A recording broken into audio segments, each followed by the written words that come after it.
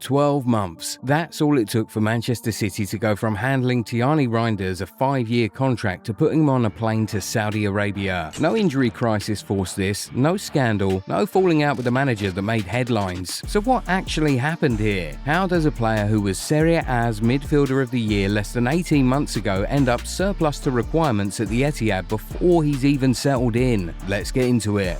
Start with how this began, because the optimism was real. Reijnders arrived from AC Milan in June 2025 off the back of a stunning campaign in Italy. 15 goals in all competitions, a Supercoppa Italiana winners medal, and 63 starts out of a possible 64 games. He wasn't some gamble on potential, he was the finished article, or as close to it as a 27-year-old central midfielder gets. City paid roughly £46.3 million to get him, structured the deal with a series of add-ons tied to trophies and Ballon d'Or contention, and handed him a contract running until 2030. This was meant to be a decade-defining signing, not a one-year rental.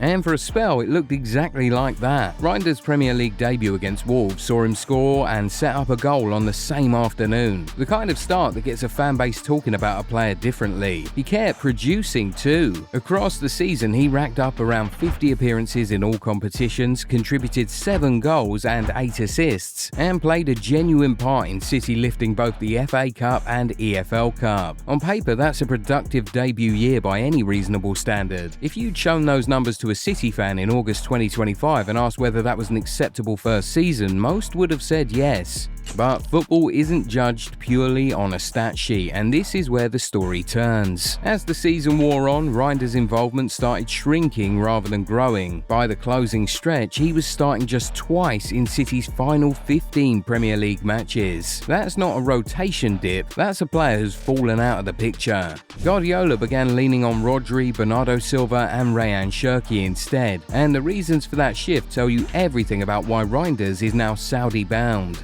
The core issue was physicality. English football asks something of central midfielders that Serie A simply doesn't demand in the same way. Constant duels, second balls won through sheer stubbornness, matching runners over 90-plus minutes at a pace that doesn't relent. Reijnders, for all his technical polish, struggled to consistently win those 50-50 battles. He'd drift out of matches during the physical rounds of the game, the moments where City needed someone to simply out-scrap the opponent rather than outpass them. And in a double pivot that also needed defensive discipline, that inconsistency chipped away at Guardiola's trust bit by bit. There was a tactical shift working against him too. City under Guardiola in his final season leaned more direct and vertical than the patient, possession-heavy blueprint that made Reijnders such a good fit for Milan's rebuild. He was signed as a creative, ball-progressing 8, but he was being asked to justify a place in a midfield that increasingly valued directness and defensive solidity over elegance.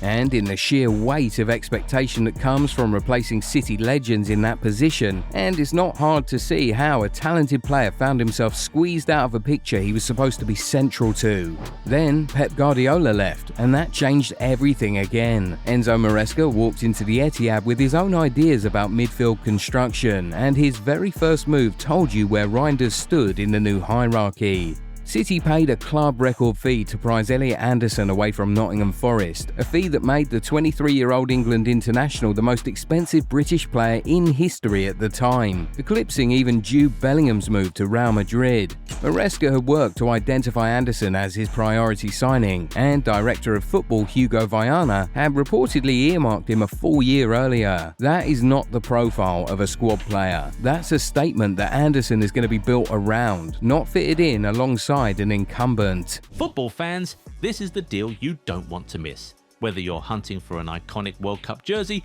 or the colours of your favourite club, Goal90 Shop has the perfect pick for you. And right now, everything is a flat 15% off, with free shipping anywhere in the world. So don't wait. Hit the link in the description, head over to Goal90 Shop and grab your favourite jersey today. And Anderson doesn't arrive into an empty midfield picture either. Mateus Nunes, Nicolo Gonzalez, Mateo Kovacic, Ryan Cherki, Phil Foden and Claudio Echeverri are still competing for those same central and attacking berths. Reijnders' best attributes, arriving late into the box, splitting a low block with a defense unlocking pass, are exactly the qualities several of those names also offer. When a club has that much depth in one area and just spent a franchise record fee reinforcing it further, someone was always going to become the odd one out. It turned out to be the man who'd been at the club barely a year. That's when Saudi Arabia entered the conversation, and the timing wasn't coincidental. Al Qadsiya, now managed by Brendan Rodgers since his December appointment, have been building aggressively ahead of moving into the newly constructed Aramco Stadium, a venue set to host matches at the 2027 Asian Cup. Signing a player of Reijnders' pedigree, a Netherlands international who started 3 group games at the 2026 World Cup, fits their ambition to be taken seriously domestically and continentally. Reports out of Saudi Arabia and confirmed by Fabrizio Romano put the fee at around 61 million euros, translating to roughly 52 million pounds, comfortably above what City paid Milan for him. Reijnders reportedly wavered before saying yes. At 28, he's entering what should be the peak years of his career, and there's a natural hesitation about trading regular Champions League football for the Saudi Pro League while still in his prime. Nottingham Forest were credited with genuine interest earlier in the window too, which would have kept him in England and arguably closer to the level he's used to competing at. But once it became clear that his path back into Maresca's first-choice midfield was blocked, the financial pull of Saudi Arabia, paired with the promise of being an actual centerpiece rather than a squad option, evidently won out. He skipped training this week as the paperwork was finalized, the clearest possible sign that his City career was already over in everything but the announcement. There's an interesting financial wrinkle to City's side of this too.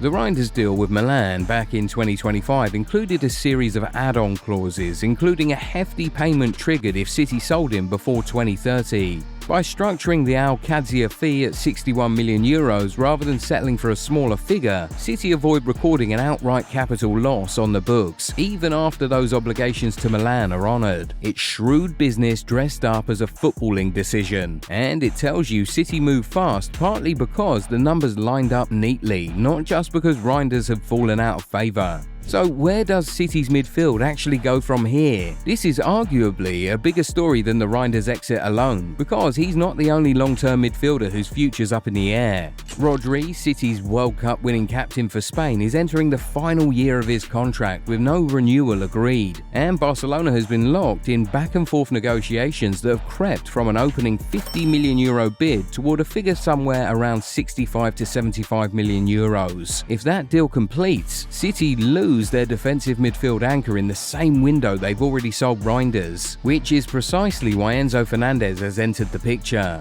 Chelsea have set a hard deadline for any club to match their £120 million valuation of the Argentine, and City's interest is fueled directly by Maresca's prior relationship with him from their Stamford Bridge days together. Whether City move before that cut-off will say a lot about how urgently they view rebuilding the middle of the park.